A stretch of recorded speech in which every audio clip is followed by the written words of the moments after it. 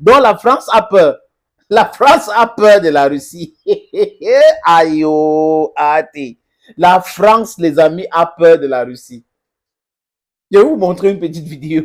Vous allez confirmer cela. Ça veut dire que, oh, on a signé les accords, on va protéger l'Ukraine, on va lui donner les armes, on va former son armée, on va faire ceci. On ne peut pas accepter. La Russie ne peut pas. La Russie a déjà perdu. C'est stratégique. Et Vladimir Poutine a ceci. Voilà les déclarations de Macron. Hein. Trop de bavardage. Pendant qu'il bavarde, le grand stratège du monde est en train de réaliser des choses. Action. Pas action, ça tourne. Parce que action, ça tourne, c'est le film. Mais action, c'est autre chose, les amis. Pendant qu'Avdiivka est en train de tomber, il était où, Zelensky? Il était en France et en Allemagne, au sommet de sécurité de Munich, signature de la coopération bilatérale de sécurité, tout ça, les torchons qu'ils ont signés là. Ça servait même à quoi, les amis? Ah, rien! Écoutez donc Sébastien Lecornu qui parle de la Russie avec la peur dans son ventre. Voilà comment les Français ou l'élite française au pouvoir actuellement là à Paris montre sa faiblesse. On regarde les amis.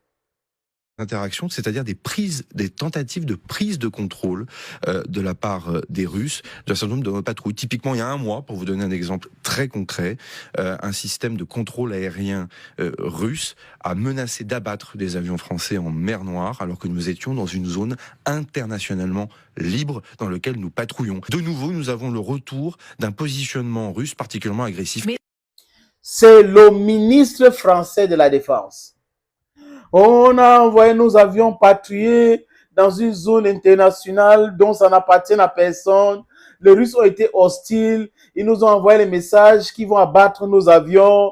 Est-ce que c'est normal? Ça, c'est l'agression. Les Russes nous ont agressés. Mais si les Russes peuvent détruire un drone américain, oh ah! J'ai dit détruire un drone américain dans cette zone-là. La France, c'est qui? La France pèse quoi? Les Américains ont contesté, ça n'a rien donné. Ils ont détruit un drone américain de surveillance. Ils ne veulent pas qu'on surveille ces zones pour donner le renseignement aux Ukrainiens. Parce que quand ils disent que les Ukrainiens sont forts, c'est faux. C'est les Otaniens qui donnent les renseignements aux Ukrainiens. Toutes les différentes actions-là, les données sont données aux Ukrainiens par les Otaniens et souvent même exécutées par des mercenaires otaniens envoyés par ces chefs d'État qui prétendent condamner le mercenariat. Vous voyez un peu? Donc, c'est de ça qu'il est question aujourd'hui. Quand le ministre français de la Défense passe à la télé pour faire ce genre d'aveu, ça montre que la France ne peut rien et Zelensky devrait voir ce genre d'images pour comprendre que ces gens-là sont toujours dans le verbiage. Ils bavardent beaucoup, ils racontent beaucoup de choses, mais l'action proprement dite n'est pas leur fort. C'est de ça qu'il est question. Donc, Zelensky devrait se réveiller en se posant de vraies questions. Où est-ce que je suis en train d'aller? Est-ce que c'est une bonne idée de continuer à faire ce qu'on est en train de faire là? Pendant ce temps, mon peuple souffre. Ailleurs, leur peuple est en train de business as usual, sauf les prix qui ont flambé et autres. Donc, posez-vous les vraies questions, Zelensky.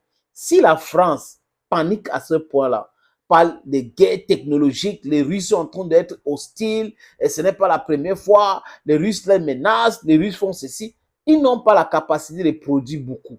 Donc, si le petit nombre qu'ils ont là, les Russes abattent encore ça, ça sera compliqué pour eux. Donc, c'est pour cette raison qu'ils sont en train de hurler.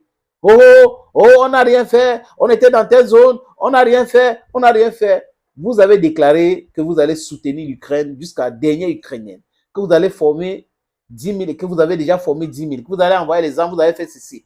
Et vous venez patrouiller dans cette zone pour prendre les données et donner aux Ukrainiennes, aux miliciennes otaniennes qui sont en Ukraine actuellement.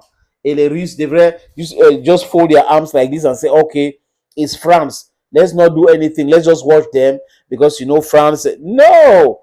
Russia don't care about France. If in a one-on-one war, France will be defeated in no time by Russia. I say in no time by Russia. They know that. So that's why they're coming together in this synergy to want to make pressure bear on Russia, to want to say they are supporting. But even that way, 27 of them and plus can't do anything to Russia.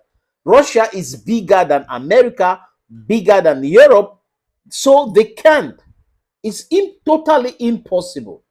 Those who thought they could bend the knees of Russia, they didn't have any sense.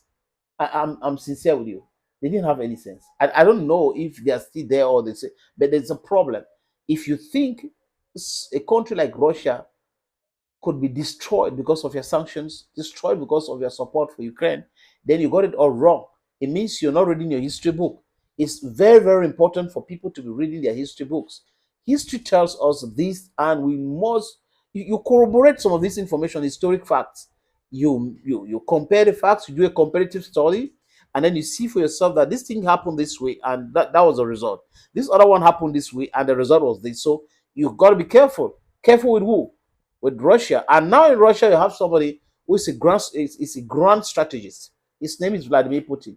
Ce n'est pas un bébé, c'est quelqu'un qui réfléchit. Il est dans son élément. Vous le trouvez dans son élément, mais il vous met KO, tout simplement, les amis. Thanks for always watching, friends, and let's take the appointment for soonest.